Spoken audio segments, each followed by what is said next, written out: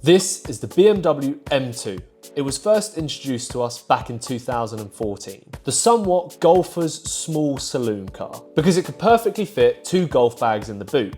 It was BMW's perfect next stage for building a 2-door saloon car, powered by a 6-cylinder engine and rear-wheel drive. If you do enjoy these videos, be sure to subscribe and keep your notifications turned on for weekly car report videos. This small 2-door saloon has been on sale since 2014, and in pre-competition form, its warm reception was pinned on its strong-wheeled handling and tame non-M Sport engine, the BMW M230i, then the follow of the BMW M2 in 2015. However, that all changed in 2018 though, when the competition arrived with a proper S55 engine, revised suspension, and a host of other detailed changes that aim to finally make the M2 a real successor to not just the excellent BMW 140i M Coupe, but its historical predecessor, being the E30 M3. But the M2's ultimate swan song came in at £75,320 for the BMW M2 CS, a last-of-the-line variation that elevated the M2 over and above its direct predecessors to become one of the M Division's true greats. It wasn't cheap,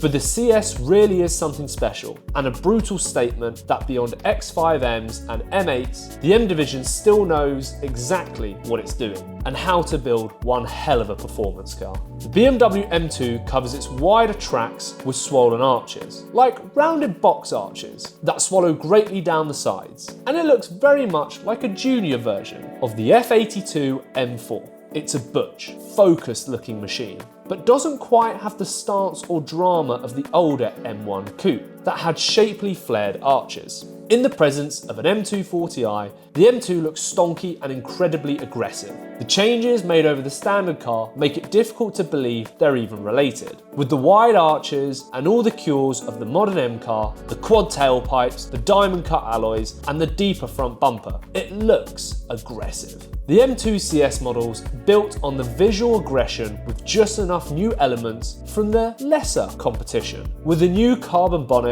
and fetching lightweight 19-inch wheels in either black or gold finish. Early non-competition M2s made do with the engine from the old M235i, although with a dash of M3 and M4 components as well as a few new parts. To gain some extra power over the M235i, the old M2 had a larger intercooler and used the pistons and forged crankshaft from the M3 and M4. It also had a modified sump to help cope with the higher G-forces on track. In many ways, it was the weak link in the M2's otherwise impressive strong chain, denying the true M car status. However, that all changed when the competition and CS, which picked up the same S55 twin turbocharged unit as the M3 and M4. At 365 brake horsepower is what the original M2 sat at in the middle terms of power between the period 2M40i with 335 brake horsepower and the M3 M4's 425 brake horsepower engine. The engine's behaviour slotted into the same ladder. It wasn't as brutal as the M3 and M4's 6, and it still didn't chase around the red line in such an aggressive and enthusiastic manner. However, it was much smoother, more direct and more practical, while still being wilder than the usual motor in the M240i. The competition in CS featured more of the good stuff though, with 404 brake horsepower and 444 brake horsepower from the real S55 engine under that bonnet.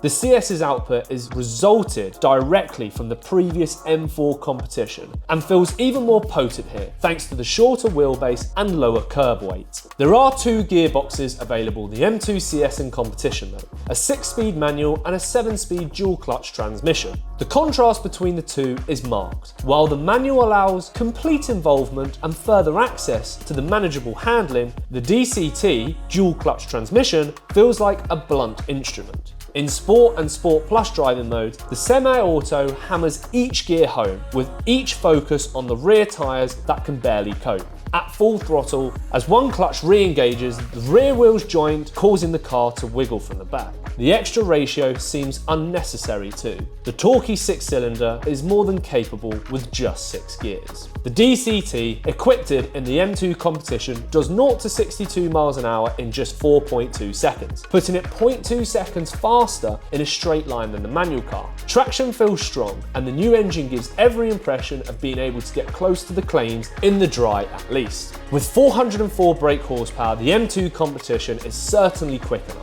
Its twin turbocharged 4,979cc engine, inline 6-cylinder, puts out 406 pound-feet of torque from as little as 2,350 RPM, giving it that elastic flexibility in all gears. The M4 CS models typically have the most power, with the automatic gearbox fitted in these models doing 0 to 62 mile sprint in just 4 seconds dead. The 6-speed manual, however, adds a further 0.2 seconds. Top speed, as you expected, is limited to 155 miles an hour. However, if that's a little tame for you and you do plan to spend a lot of time on the Autobahn, then the £2,095 M Sport Drivers Pack upgrade will increase your top speed to 174 miles an hour. It also gives you access to one of BMW's advanced driving courses. As you can tell, some people may need this.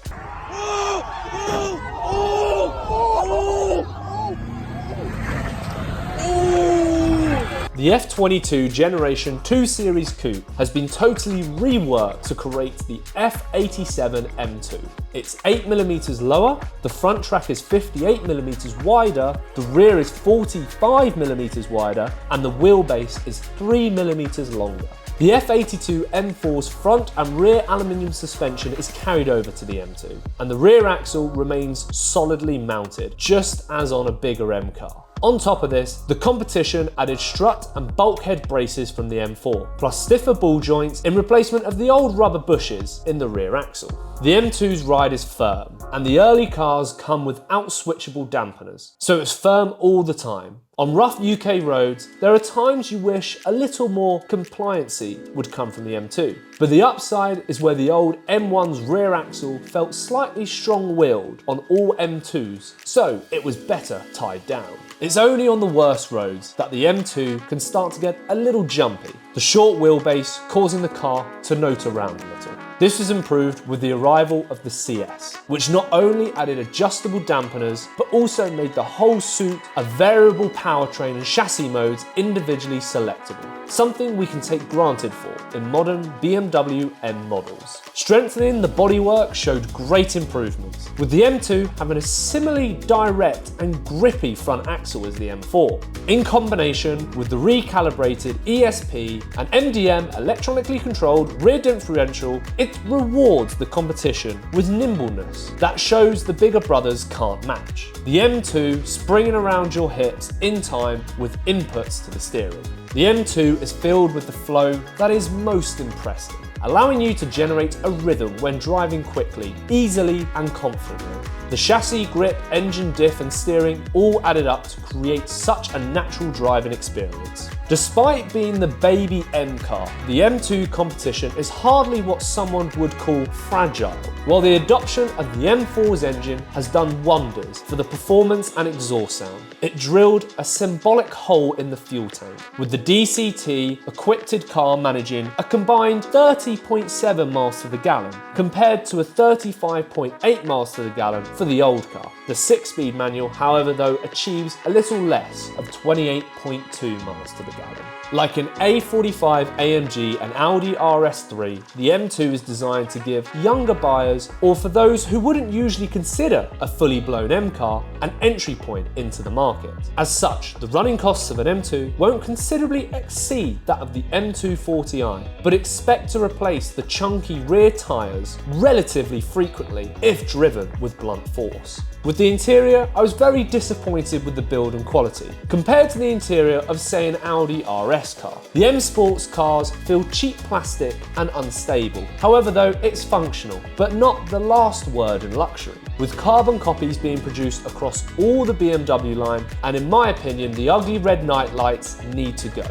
What's your opinion on the BMW interior? Drop a comment below.